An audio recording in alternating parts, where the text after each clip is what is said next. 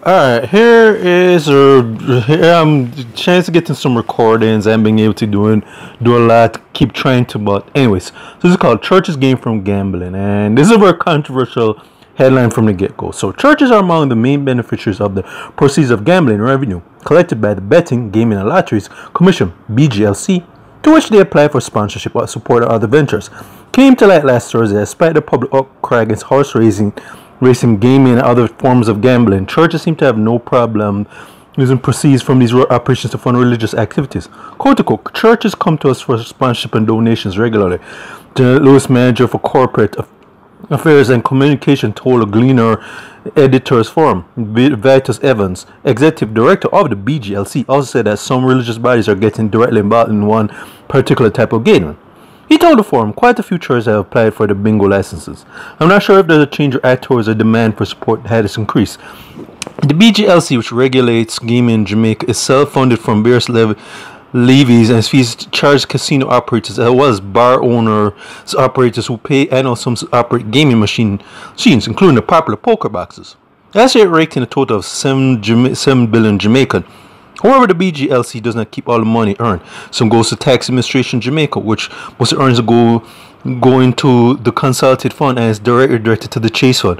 It is a fund reserved for corporate donations that the churches are targeted, but not alone this, Lewis admitted. She explained, quote unquote, we get constant requests from organizations, all types of many religious organizations, church to write in and request our contributions for the various types of projects. We don't turn them down, and we're not doing it because you are a church. We actually have approved some of the requests. Our Articulate Church has been steadfast opposite to Sunday racing. Jamaica Racing Commission has been on its calendar, given its popularity and potential for income generation. Alright, end the article. What I think about so far, it's controversial in a sense, cause I have my thing is that I get the fact that gambling is kind of like is nothing new. I mean, that there are every society, Western society, this particular has this allows this kind of activity to go on, and yeah. Me and so on, but I think to hear the church saying that they're gaining from gambling, that looks funny style to me. You know, most people who are going to defend this, not all, most, I mean, people who defend will say, oh, that their money is going towards other earnings, go towards other areas that are supposed to benefit society. And come on, let's admit, Jamaica, what tangibles has Jamaican society gotten from things like gambling and whatsoever? Is it really benefited the masses, or is it just encouraging this get rich quick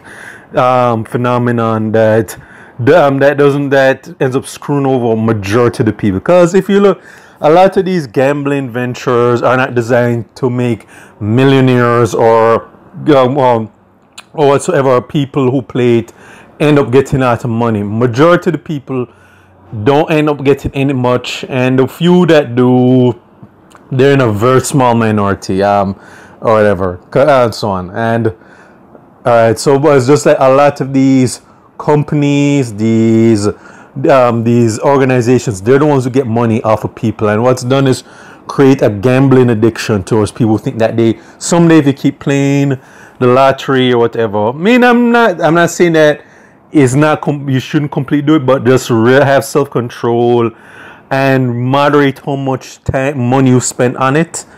Alright, and also just be realistic as well. But it just looks funny style for me to hear it now, unless someone can come up with a good reason how this makes the churches look good. I don't know, because we're not getting any tangible benefits from gambling on a whole, because Jamaica unfortunately is still on an economic disadvantage, and people can miss me this bullshit that that is creating some potential income generation, as what they said and as article. But realistically, people who benefit it won't be a lot of the people who play it. It's just going to be these companies and these organizations. So yeah, and the thing is, unfortunately, church, and this is not all people in church, but there's a lot of funny style stuff that happens in many of these churches, where you have these hustlers and these charlatans and these con artists who use the word of God to try and finesse people out of money. And this kind of is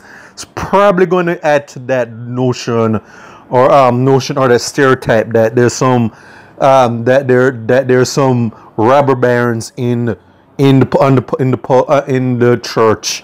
So this is what I kind of feel funny style about. Now, unless someone comes up with a good argument to dissuade me and say that okay, I'm blowing smoke up my ass, this is what I'm getting from this. So if someone can try and come up with a good argument why this doesn't make the church look funny style more than a lot they do in some other areas, you all right, this is basically what I am getting from this. But anyways, this is recording is going to go into my state of Jamaica and the Caribbean, and but subscribe to my main YouTube pages, Miles G Goodison Farron, and also my new page, Miles G Productions. All right, take care.